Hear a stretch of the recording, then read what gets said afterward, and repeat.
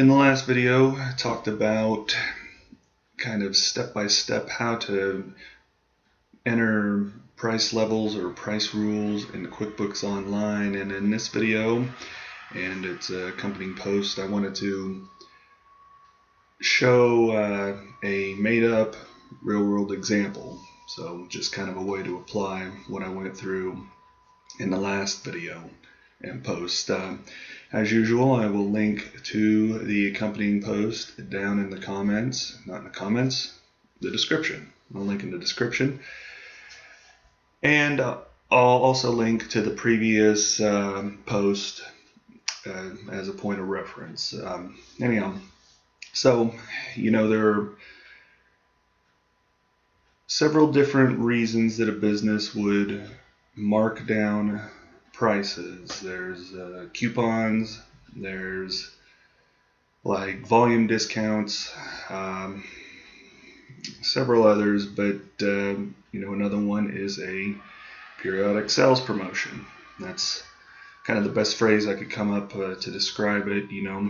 We're all familiar with them. There's the one-day sale at this place, Memorial Day sale at the mattress retailers, semi-annual sales. See those pretty frequently, particularly online. And then, of course, we're all familiar with Black Friday sale. So those are periodic sales promotions, as in it's marked down in prices just for a specific period of time. There could be potentially a little confusion in terminology here, so to just get things straight before we get too far into it, don't confuse a periodic sale with a discount or a markdown. A discount is a reduction in price for a particular customer or group of customers. Like I mentioned earlier, volume discount would be for customers that bought large volumes. For instance, markdown, on the other hand, is a permanent lowering of prices in order to get inventory gone. Okay,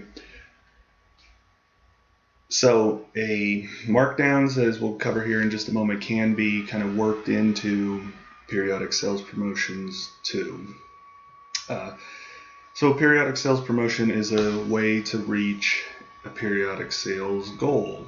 Okay, it should complement the efforts of your salespeople, your advertising, your other marketing, and should compel customers to purchase immediately.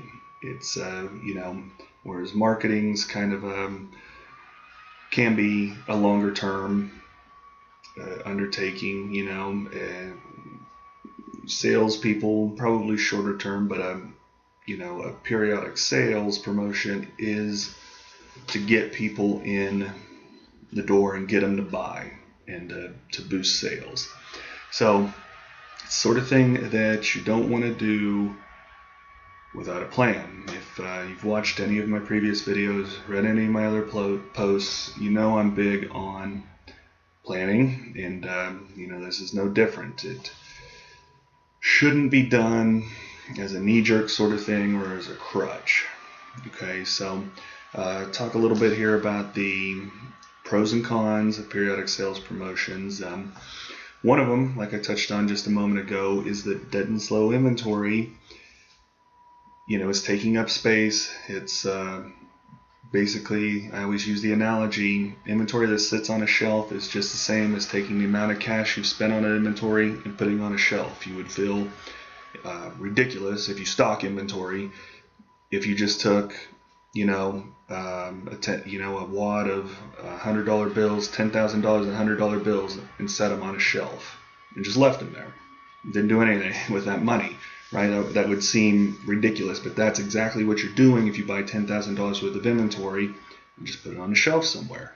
It takes a different form, doesn't quite grab your attention the way cash does, but it's the same principle. Okay, so what does slow inventory, dead inventory have to do with periodic sales promotions? Well, I wouldn't put on a sale that revolves specifically around dead and slow inventory. Like, like a garage sale for a business, so to speak. Anything can be pulled off, I suppose, under the right context, but as a rule of thumb, that would probably be a dud. Okay, so you might consider doing something where you have a periodic sales promotion, with a kind of broader appeal, and you just make sure with the new faces that you bring in because of that promotion that you market that slow moving inventory, that dead inventory, to those new faces, and hopefully increase the likelihood that they bite on it and get it gone, and hopefully buy something else also that's not marked down as deeply and get you a little better margin. So that's the potential to get rid of that dead and slow inventory is one pro of periodic sales promotion. Another one is that it might incentivize people who would otherwise buy. Okay, so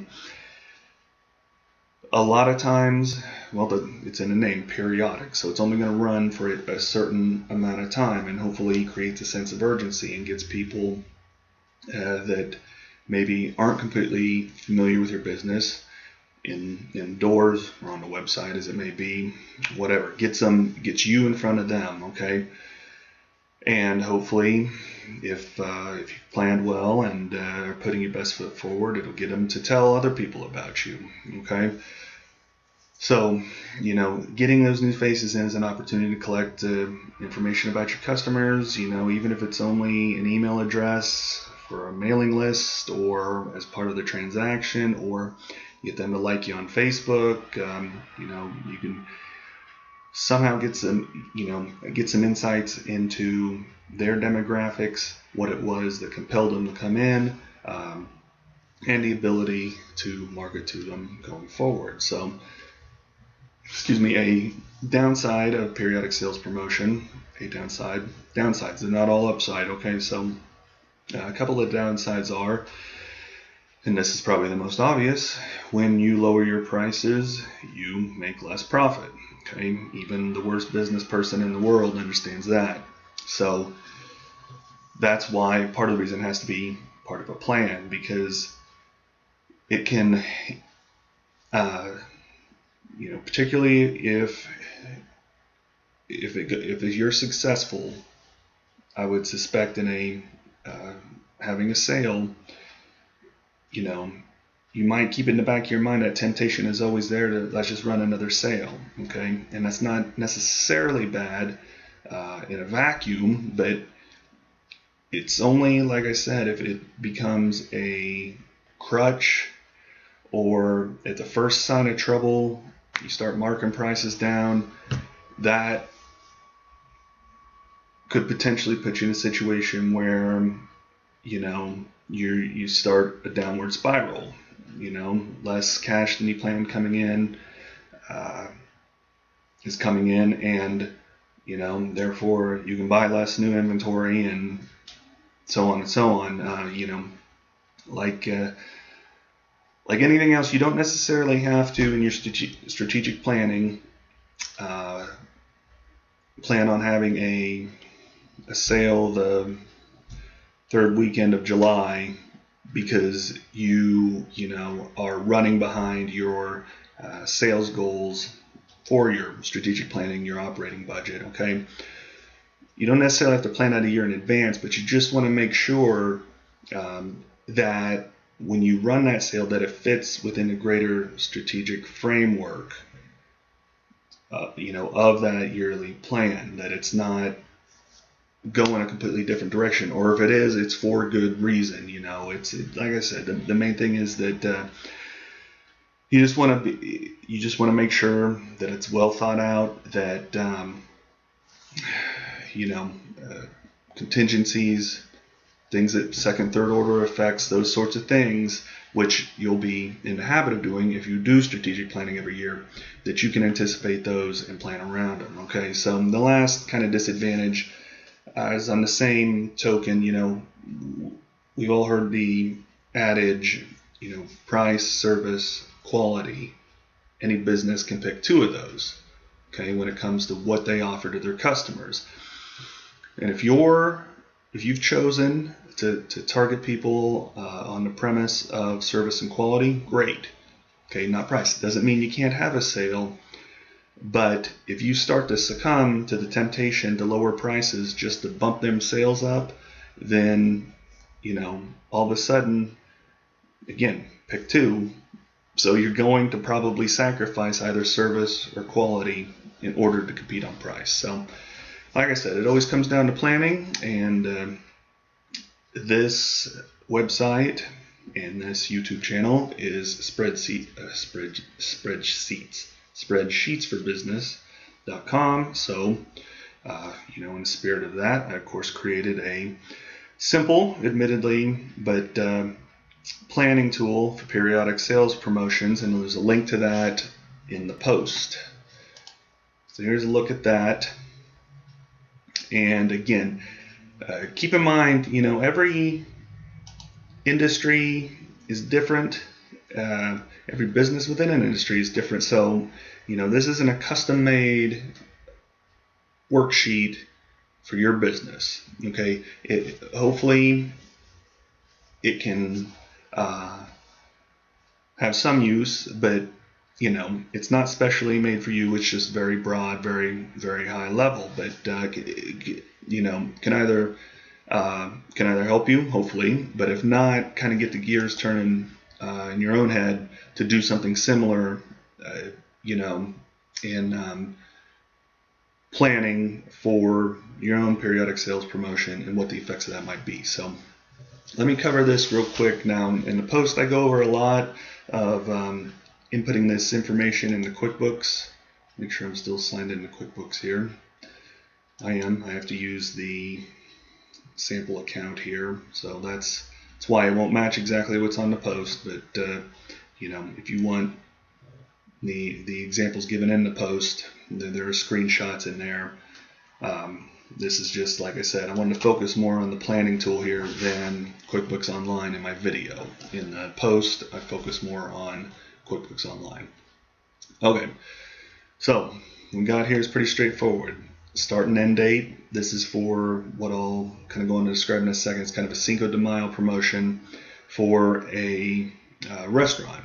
Okay, so we've got our categories, products here, subcategories, and then you know, just like in QuickBooks Online, decide on a price rule whether it's going to be set by percentage or by fixed amount. A little drop-down menu here for each line, okay, and the ability to change the percentages or the amount.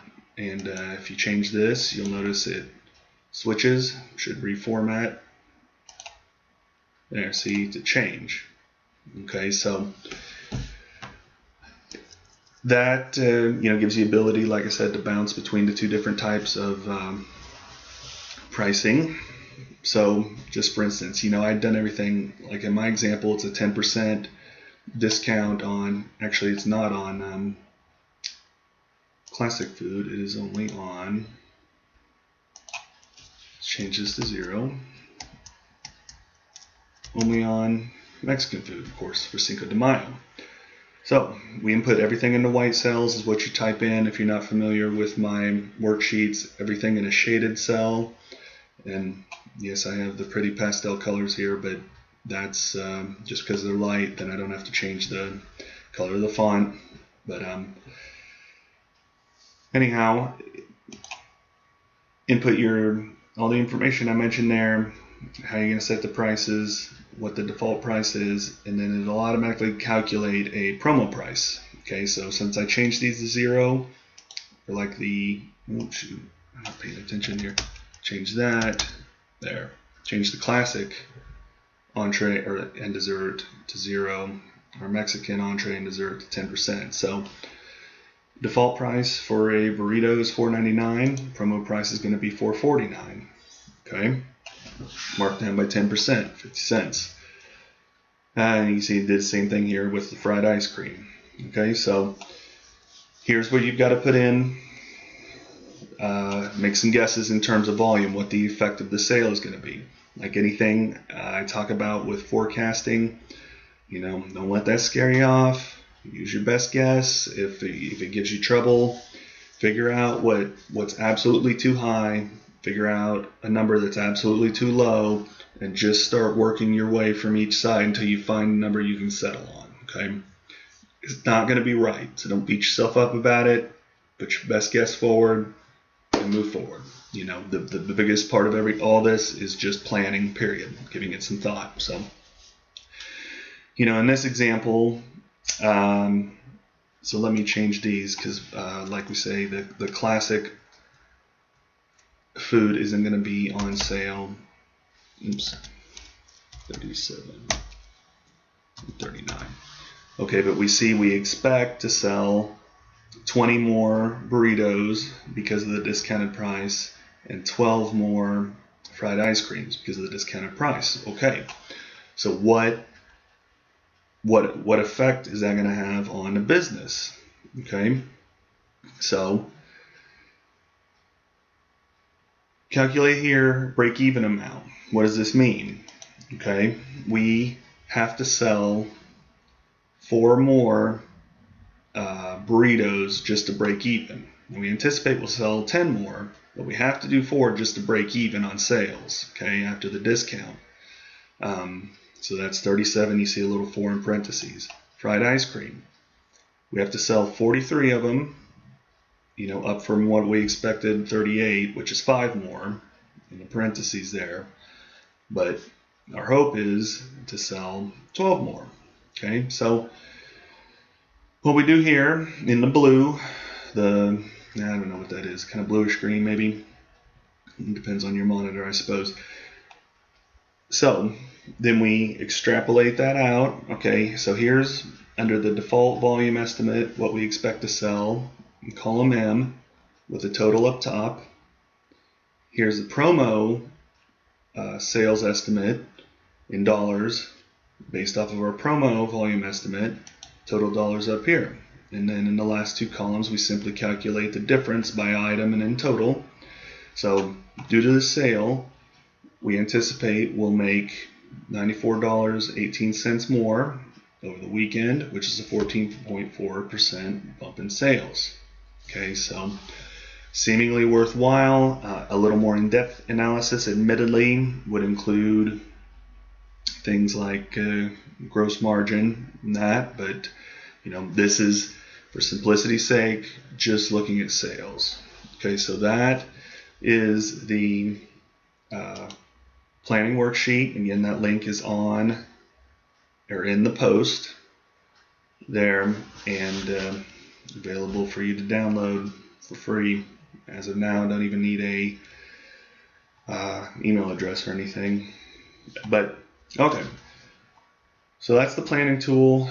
Talk briefly here about periodic discounts in QuickBooks Online. Okay, so we're going to look real quick at 3 different types of sales. The first one's an across-the-board 10% discount for everything. It's an anniversary sale that this restaurant might have. All these examples are in the restaurant again, in the post, not in QuickBooks Online, because it's a sample company. I have to go in, make a whole new, I have to create all this. I have to change the name, create the items, create the categories, blah, blah, blah. I did it for the post. I'm not doing it for the video, but you get the gist of it. Then the second periodic promotion is 20% off Mexican food and drinks, promotion for Cinco de Mayo. And then finally, we'll look at a weekly 15% off promotion for select desserts. Okay, so like I said, here's a link to that previous detailed step-by-step how to input price rules and levels into QuickBooks Online. I won't go through that as much. I'll go, you know, for the sake of time to get through it a little quicker. So anyhow, the anniversary promotion. Okay, let me move this out of the way and get open to QBO here. So price rules, if you'll remember, first we got to turn them on. Do that real quick. Go to accounts and settings.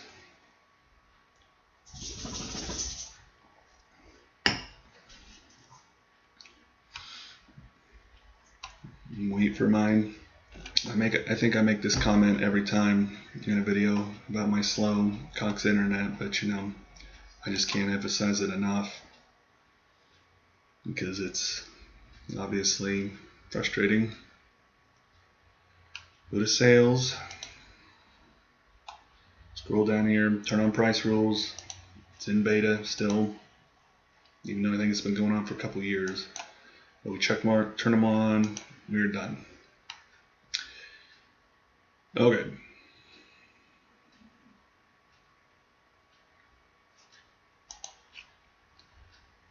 Thanks for hanging in there.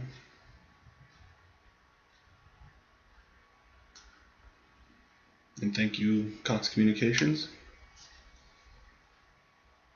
Okay, so we go to sales here. Over to products and services. So the first one, again, we're going to look at is the price rule for the anniversary sale.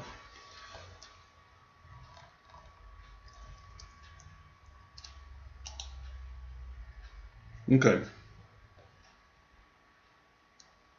Yeah.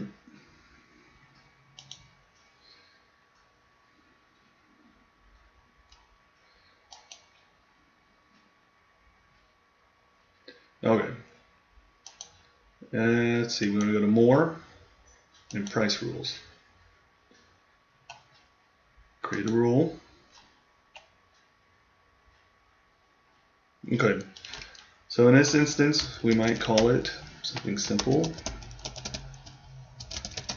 like anniversary sale. And let's say that's going to go over this coming weekend, Friday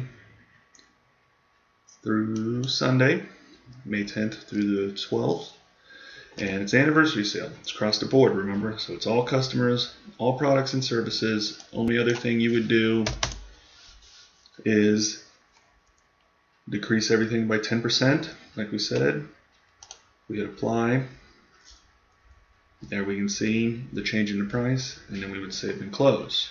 Okay. The Cinco de Mayo promotion, again, we get a different name. That's lowercase, not bad. And of course that would have been over last weekend, probably, unless you wanted to corner the market on having a post Cinco de Mayo sale. Might work. In this case, what we do on there is we select, you can select them individually, products and services, or if you had a category that specifically, like I did in the screenshots of my post called Mexican, you could select that. It would bring up every item in that category, and I think the discount was for 20%. Okay, hit apply, save and close. Finally, weekly dessert promotion. Okay, this might be something the restaurant does, marks down desserts by 30% on Wednesdays.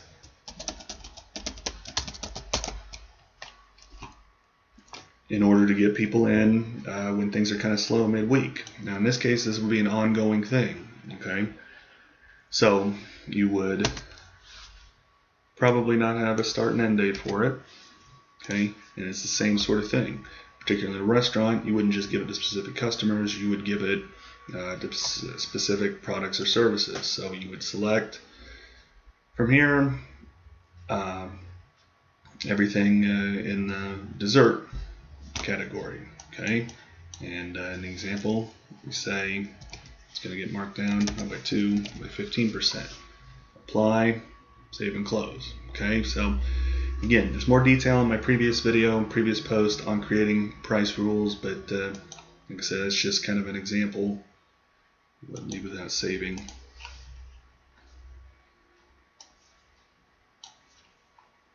So that kind of covers everything that I wanted to go over. You know, the pros and cons of a periodic sales promotion, and talked about how, well, I showed the worksheet where you can plan the effects from a sales standpoint anyways on what those discounts might do if you're willing to project out what your volumes might be, and touched on real quick how those specific discounts and example will be put into QuickBooks Online. So you know, any post that I make about pros, cons, advantages, disadvantages, upside, downside, etc., I always overlook a few, so if you would, let me know down in the comments if you think I overlooked something from that standpoint. And if particularly if you're a small business owner, I'd like to know what considerations you might take into account before you launch a sales promotion of this type. So again, let me know down in the comments. Like and subscribe, that always helps, and I'll talk to you next time.